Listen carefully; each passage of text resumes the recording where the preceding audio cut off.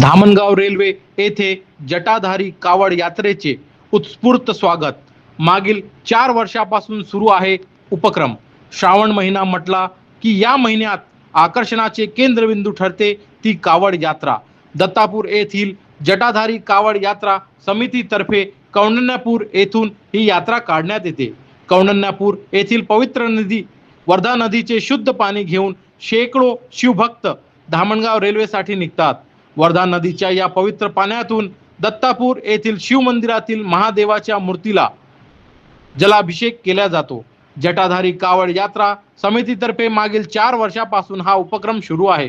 कावड यात्रा धामणगाव शहरात पोहोचली की ठिकठिकाणी या यात्रेचे भव्य स्वागत केले जाते. महिला वर्ग कावड यात्रा घेऊन येणाऱ्या कावड भक्तांचे पाय धुवून नमस्कार करतात. त्यामुळे कावड यात्रेचे पुण्य मिळते असे सांगितले जाते.